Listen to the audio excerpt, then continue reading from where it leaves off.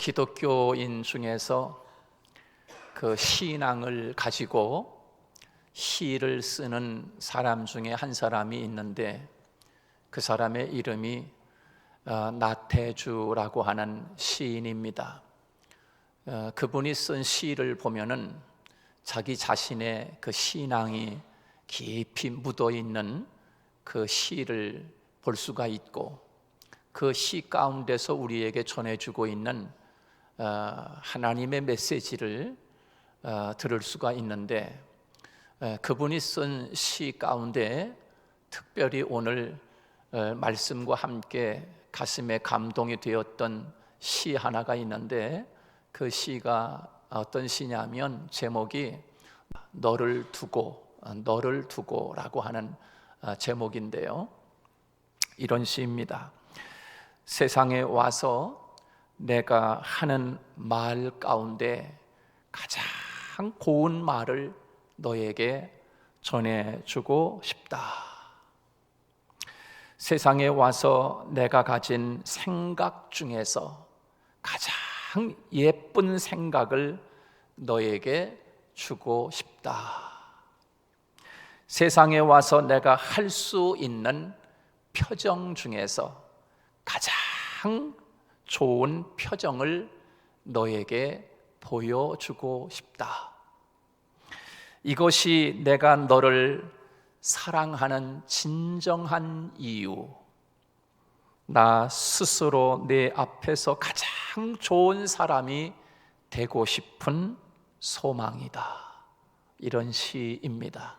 이 시를 읽으면서 이번 성탄절에 말씀을 준비하고 또 오늘 본문 말씀을 준비하면서 예수님이 이 세상에 이렇게 세상에 오셔서 우리에게 전해주고 싶은 말 가운데 가장 아름다운 말, 그것이 무엇일까?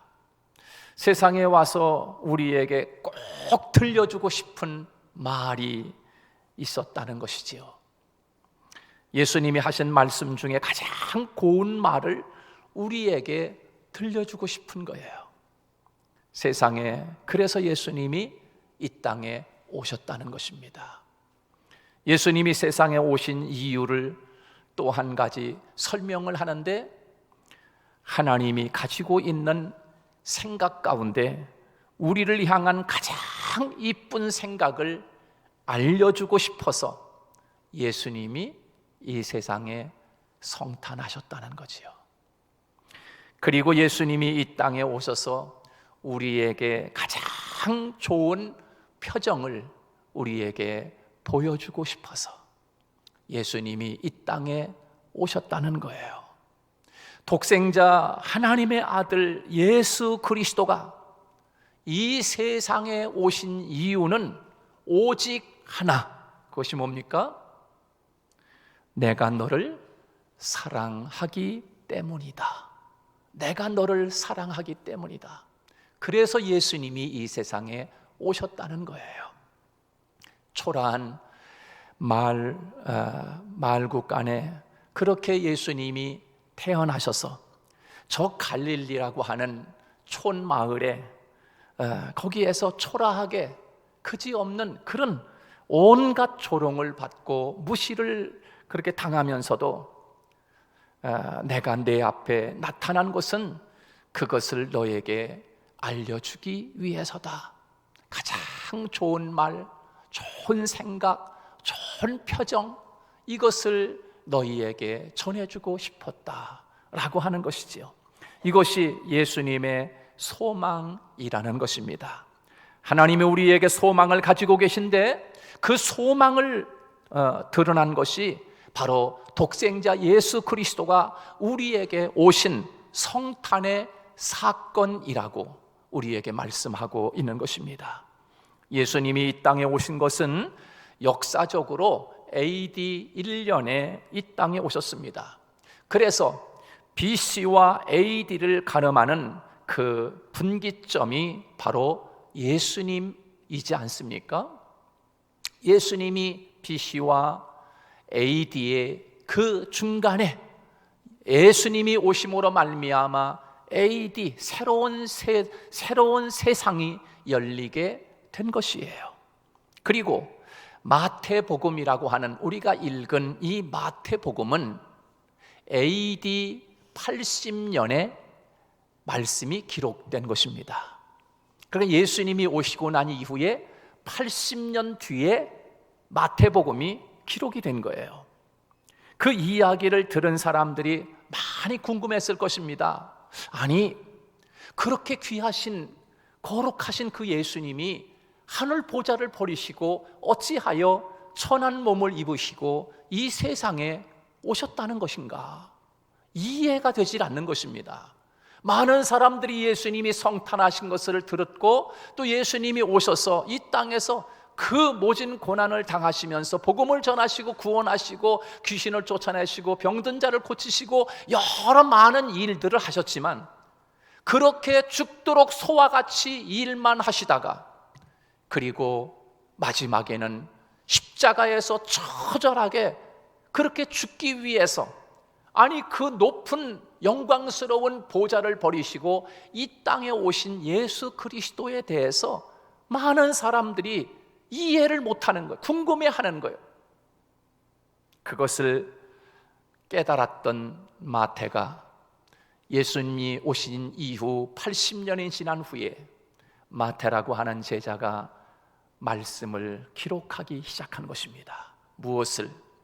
예수님이 그 보좌를 버리시고 이 세상에 올 수밖에 없었던 이유를, 그 비밀을 전해주시기 위해서 마태복음을 기록하게 된 거예요.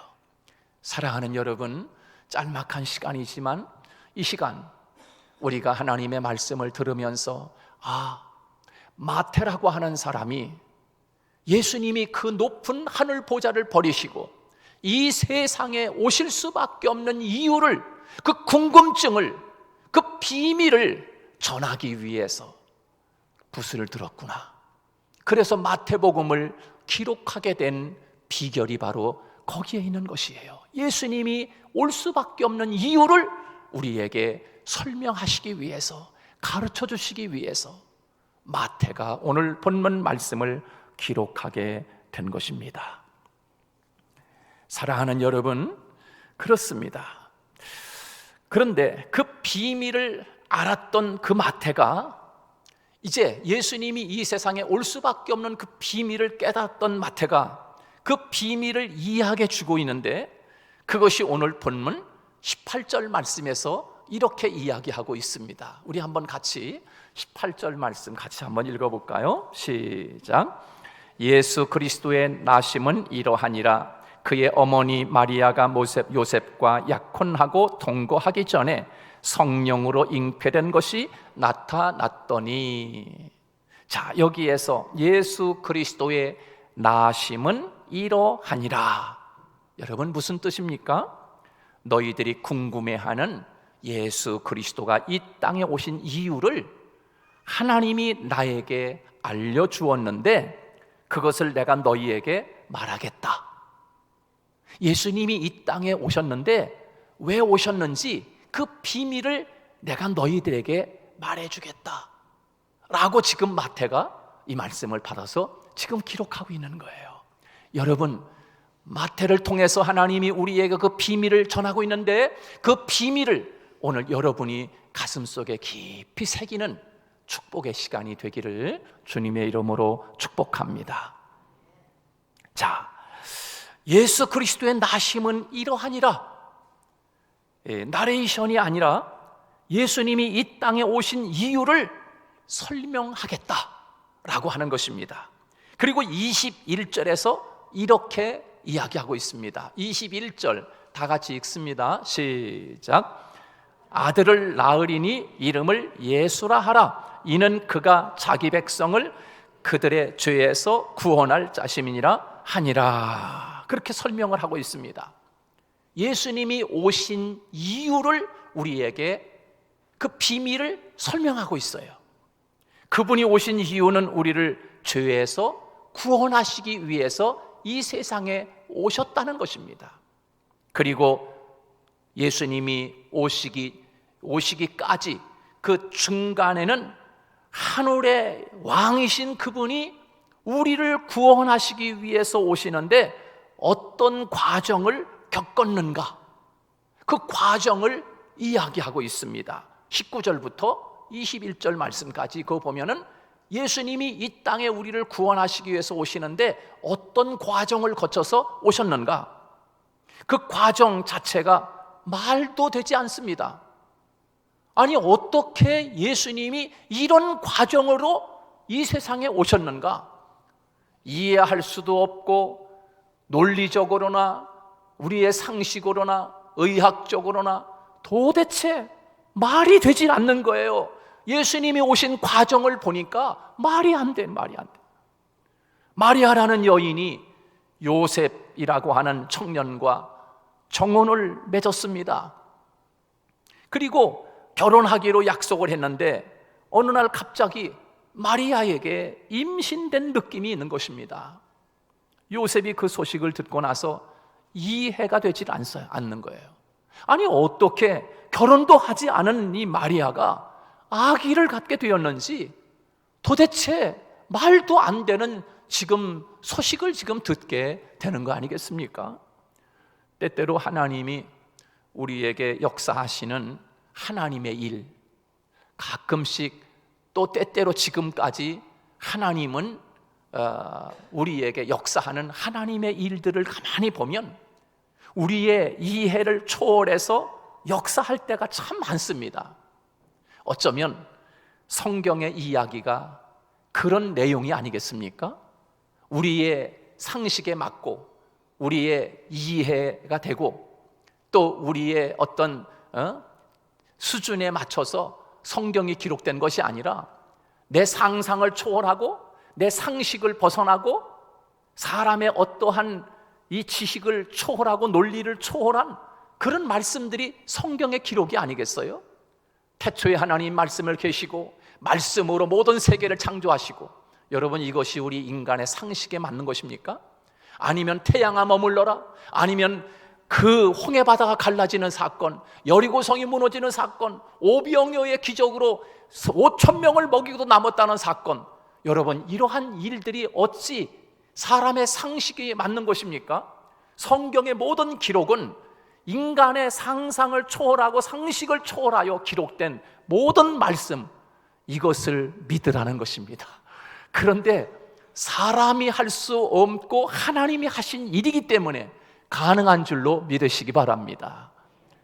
하나님이 하시는 일은 우리의 상식에 맞게 되어지는 것이 아니라 우리 상식 밖에 초월하여, 우리는 유한한 존재지만 하나님은 무한한 존재요.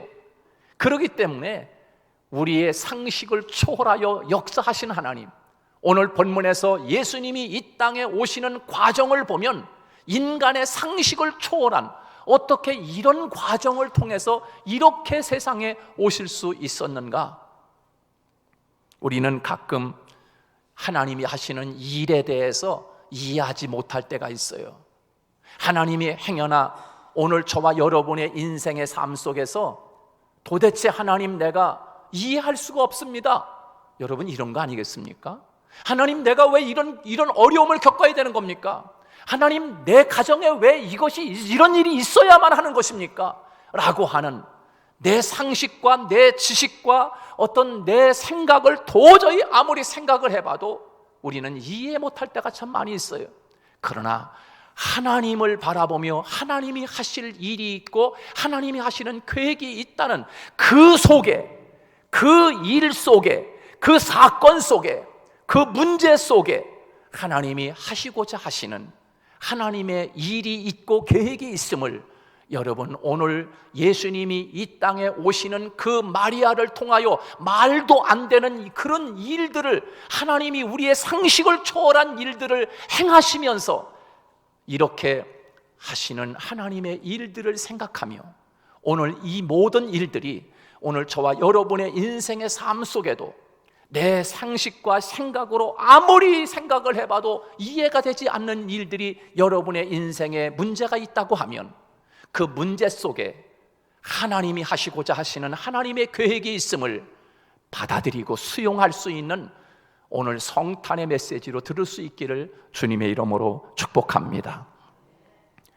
그래서 요셉이 가만히 끊고자 할 때 성령께서 오셔서 요셉과 마리아에게 알려줍니다. 이 일은 우리를 구원하시기 위한 하나님의 놀라운 계획이 이루어지기 위해서 성령께서 하신 일이라고 가르쳐 주고 있습니다. 여러분, 이 이야기의 핵심이 무엇일까요? 처녀가 임신했다, 이것이 아닌 거예요. 하나님은 우리를 위해서 무엇이든지 할 수 있다. 하나님은 우리를 위해서라면 무엇이든지 할 수 있다 하는 거 아니겠습니까? 우리의 이성, 상식, 논리, 세상의 지식을 초월해서라도 우리를 위해서 할 수 있는 일이라고 하면 하나님은 인간의 논리나 상식이나 법칙을 뛰어넘어서서라도 그 일을 이루어 가시는 분, 그분이 바로 하나님이시라는 거예요. 이것은 역설적으로 우리를 향한 하나님의 사랑의 표현이 아닙니까? 역설적으로 우리를 향한 말도 안 되는 하나님의 사랑. 어떻게 나 같은 존재를 사랑하기 위하여 독생자를 보내셨을까? 저에게는 아들이 하나 있지 않습니까? 근데 아들이 하나 있는데 누군가가 당신의 아들을 내놓으라, 생명을 취해야 되겠다라고 이야기한다면 제가 하나밖에 없는 아들을 내놓을 수 있겠습니까? 차라리 내 생명을 걷어가시오라고 이야기하지, 나는 죽으면 죽어도 나는 내 아들을 내놓을 수가 없어요. 없을 것 같아요. 그런데 하나님은 우리를 위해서라고 하면 당신의 하나밖에 없는 독생자까지라도 우리를 위해서 내어주시고, 그 하나밖에 없는 독생자 예수 그리스도가 우리를 위해서라면 십자가에서 그 세상에서 가장 고통스러운 그 아픔을 당하면서 죽어야 할 수밖에 없는 그런 아들로 우리에게 그 아들을 내어주셨느냐라고 하는 것입니다. 우리를 위해서라면 하나님은 무엇이든지 하실 수 있는 분, 그것이 아니겠습니까? 그것이 오늘 예수님이 이 땅에 오신 그 과정을 마리아를 통하여, 성령을 통하여, 그렇게 말도 안 되는 일을 통하여, 그런 과정을 통해서 예수님이 오신 것을 통하여 우리에게 말씀하고 있는 것입니다. 사랑하는 여러분, 세상을 살면서 고독과 외로움에 빠져 있는 분이 계십니까? 그리고 혹시 내가 지금 말도 안 되는 상황 속에 있는 분이 계십니까? 왜 내 인생에 억지 같은 일이 생겼는지 행여나 절망하고 있는 분이 계십니까? 여러분, 그 상황 속에, 그 문제 속에 하나님이 하시고자 하시는, 하나님이 여러분들을 향하신 하나님의 계획이 있음을 여러분이 받아들이고 수용하는 저와 여러분이 되기를 주님의 이름으로 축복합니다. 하나님은 우리의 절망 속에 있는 그것을 아시고 더 말도 안 되는 사랑으로 찾아오신 분이십니다. 더 억지 같은 일을 행하시면서라도 우리를 구원하시고 또 은혜를 주시기 위해서 찾아오시는 분이 하나님이시라는 거예요. 그것이 우리 눈으로 보인 것이 바로 예수 그리스도의 탄생 사건입니다. 예수님이 우리에게 오신 사건을 21절에서는 그분의 이름을 예수라 하라, 그렇게 이야기하고 있습니다. 예수님으로 이름을 지어 주었습니다. 예수, 바로 그의 이름 예수, 뜻이 뭡니까? 구원, 이런 뜻입니다. 우리를 구원하시기 위해서 예수님이 오셨다. 헬라어로 이야기하면 그 이름의 뜻을 하나 더 이야기하는데요, 그 이름의 뜻을 뭐라고 이야기하는가 하면 소테르라고 하는 말로 이야기를 하고 있습니다. 소테르. 이 소테르라고 하는 말은 구속, 이렇게 번역할 수가 있습니다. 구속. 그런데 그 의미, 구속이라고 하는 의미는 이런 뜻이 있습니다. 소테르라고 하면 어떤 뜻이 있는가 하면, 첫째는 건져낸다, 그런 뜻입니다. 건져낸다.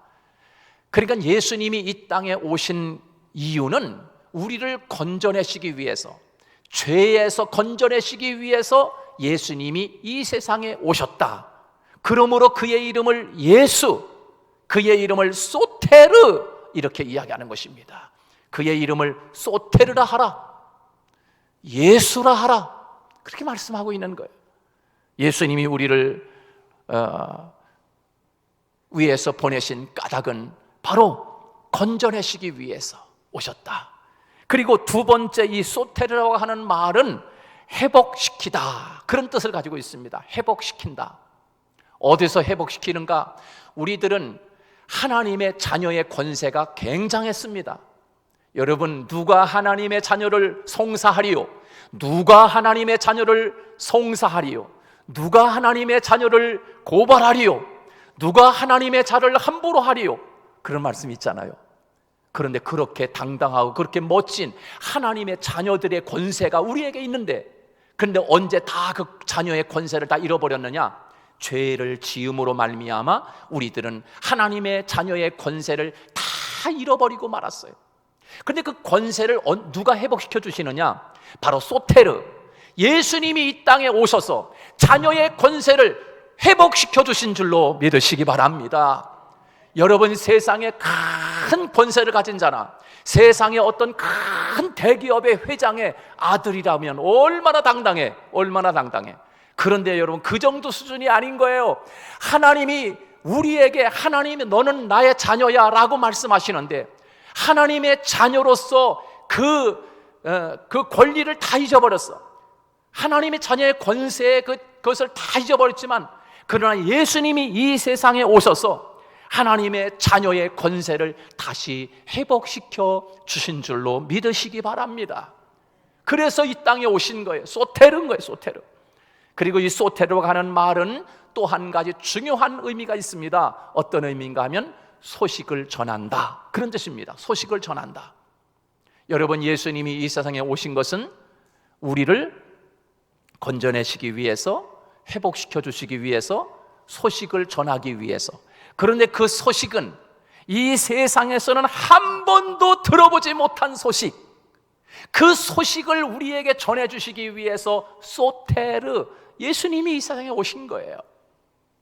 여러분, 그렇습니다. 이 세상에 예수님이 오셔서 우리에게 한 번도 들어보지 못한 소식을 전해주시기 위해서 예수님이 이 땅에 오셨는데, 그래서 이 복음서 전체, 마태, 마가, 누가, 요한복음, 이 전체 말씀의 핵심에서 예수님이 이 세상에 오셔서 하신 일 가운데, 예수님이 이 세상에 오셔서 우리에게 전해준 말씀을 세 가지로 요약해서 전해줄 수가 있는데, 예수님이 이 세상에서 오셔서 어떤 소식을 전하기 위해서 오셨는가? 첫째는 우리에게 이렇게 말씀해주고 있어요. 첫째는 따라서 해볼까요? 하나님이 너희들을 사랑한다. 예수님이 이 땅에 오셔서 소테로 하신 것은 소식을 전해 주시기 위해서 오신 것인데, 어떤 소식을 전하기 위해서 예수님이 오셨나? 얘들아, 하나님이 너희들을 이처럼 사랑해, 이걸 전하기 위해서 오신 거예요. 여러분, 하나님이 여러분을 사랑하시는 줄 믿으시기 바랍니다. 예수님이 오신 이유인 것입니다. 그것을 복음서 전체에서 예수님이 이 땅에 오셔서 한 번도 들어보지 못한 소식, 여러분, 이 소식을 어디서 들어봤어요? 하나님이 우리를 이처럼 사랑하신다라고 하는 소식을 세상에서 어디서 들어봤습니까? 그런데 한 번도 듣지 못한 이 소식을 예수님이 이 땅에 성탄하셔서 성탄하신 이유는 하나님이 너희들을 이처럼 사랑해 라고 하는 것을 전하기 위해서 예수님이 이 세상에 오신 줄 믿으시기 바랍니다. 얼만큼 사랑하는 줄 아니? 이만큼 사랑해. 십자가에서 내가 너희들을 위하여 죽는데 내 목숨을 바친다. 그리고 가장 고통스러운 너희들의 죄로 말미암아 너희들이 그렇게 고통을 당하며 죽어야 되는데 내가 대신 죽어줄게. 내가 너희들을 대신하여 죽기 위해서 하나님이 나를 보냈어. 하나님이 너희들을 이만큼 사랑한다? 독생자를 죽일 만큼 너희들 하나님이 이렇게 사랑해. 여러분, 예수님이 이 세상에 오셔서 전해주고 싶은 소식은 바로 이것이었어요. 그게 성탄하신 거예요. 그래서 하나님이 너희들을 이처럼 사랑한다 라고 하는 이 메시지를 전해주시기 위해서 예수님이 이 세상에 오신 거예요. 두 번째로 예수님이 이 땅에 오신 이유를 복음서 전체에서 함축해서 찾아보니까 바로 이것이에요. 하나님은 당신에게 특별한 계획을 가지고 계시다 라고 하는 소식을 전하기 위해서 예수님이 이 땅에 오신 이유인 거예요. 이것을 지금 말씀하고 있는 것입니다. 여러분, 하나님은 저와 여러분들을 위하여 특별하신 계획을 가지고 계시는 줄 믿으시기 바랍니다.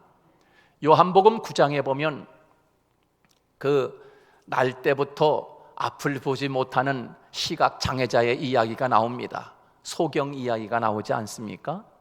그런데 유대인들은요, 그 사람이 아프거나 아니면 뭐 조금 몸이 약하거나 그렇게 세상에 태어나면 이 유대인들은 이상한 생각을 하고 있어요. 어떤 생각이냐면, 죄를 범해서 저런 죄값을 받지, 이런 생각을 하고 있는 거예요. 그러니까 이 아이가 태어나면서부터 앞을 보지 못하잖아요. 그러니까 참 궁금한 거예요. 저 아이가 태어나가지고 죄도 범하지 않았을 테고, 근데 이미 태어나면서부터 앞을 보지 못하니까 궁금하지 않겠습니까? 그러면 저 아이가 죄를 범해 저렇게 된 건 아닐 거고, 그러면 저 부모의 아버지, 엄마가 얼마나 많은 죄를 졌길래 저렇게 지금 앞을 보지 못하는 삶을 살아갈까? 이 유대인들이 굉장히 궁금했어요. 마침 예수님이 그 소경이 있는 곳으로 지나가고 있을 때 이야기하는 거예요. 아니 선생님, 지금 저 앞을 보지 못하는 저 아이가 누구 때문에 저런 고통을 당하면서 앞을 보지 못하고 살아가는 겁니까? 저 사람이 죄를 범해서 그렇습니까? 아니면 저 사람의 부모님이 죄를 많이 범해가지고 죄값을 저렇게 치르고 있는 겁니까? 왜 그래요? 라고 유대인들이 예수님에게 그렇게 질문을 합니다. 그때 예수님이 하시는 말씀이 뭐예요? 아니, 그게 아니야. 하나님이 하시고자 하는 일을 나타내기 위해서야. 할렐루야. 여러분, 그렇게 앞을 보지 못하는 그 아이를 향해서라도 하나님은 계획을 가지고 계시다는 거예요. 그렇다고 하면 오늘 저와 여러분을 향하신 하나님의 계획 속에 우리가 지금 살아가고 있음을 여러분, 그것을 받아들일 수 있기를 축복합니다. 어떤 사람에게는 말도 안 되는, 어떤 사람에게는 내가 왜 태어나면서부터 이렇게 보지 못하고 살아야 돼? 말도 안 돼. 이렇게 생각하는 사람처럼 저와 여러분의 인생에도 이런 일들이 부지기수이지 않습니까? 그러나 중요한 것은 내가 너희를 향하여 하고자 하는 일을 나타내기 위해서이야 라고 하시는 하나님의 계획하심이 오늘 저와 여러분의 인생에도 있다는 사실을 기억하고 이렇게 기도합시다. 하나님, 나의 이 상황을 통하여 하나님의 일을 나타내기를 원합니다. 할렐루야. 그렇게 고백할 수 있는 우리가 되었으면 좋겠습니다. 그리고 예수님이 이 땅에 오시기 전에 이미 미가라고 하는 선지자가 있었는데, 그 미가 선지자가 700년 전에 예수님이 오실 것을 예언했습니다. 미가서의 5장 2절에 보면 예수님이 이 땅에 오실 것을 예언했어요. 700년 전에. 그러니까 하나님이 그 700년 동안의 계획이 예수님을 베들레헴 마구간에 태어나게 하신 것이 아니겠습니까? 여러분, 예수님이 이 땅에 오신 그 사건을 통해서 우리에게 주시는 메시지가 무엇입니까? 예수님에게 700년의 계획이 있었던 것처럼 여러분 한 사람 한 사람에게도 700년이 아니라 창세 전부터 하나님은 저와 여러분을 향하신 하나님의 놀라운 계획하심이 한 사람 빠짐없이 여러분의 인생에도 하나님의 계획하심이 있다는 사실을 오늘 이 마태는 우리에게 그것을 전해주고 싶은 것이에요. 그리고 세 번째로 예수님이 이 땅에 오신 이유를 전하는데 어떤 소식을 전하기 위해서인가? 세 번째는 하나님이 우리와 영원히 함께 계시단다 라고 하는 소식을 전하기 위해서 소테르, 예수님이 이 땅에 오셨다는 거예요. 그렇습니다. 하나님은 오늘 우리에게 내가 너희들과 영원히 함께 하고 싶어 라고 하는 소식을 예수님이 이 땅에 오셔서 전하시는 이 말씀을 여러분 마음에 새길 수 있기를 축복합니다. 그래서 오늘 본문 23절에서 그의 이름을 임마누엘이라고 붙여라. 하나님이 우리와 함께 계시다. 그러면서 마태는 이 소식을, 이 비밀을 전할 수 있기 위해서 이 말씀을 기록하면서 마지막 마태복음 28장 마지막 절에서 이렇게 이야기합니다. 뭐라고 이야기합니까? 내가 너희와 세상 끝날까지 함께 함이니라. 할렐루야.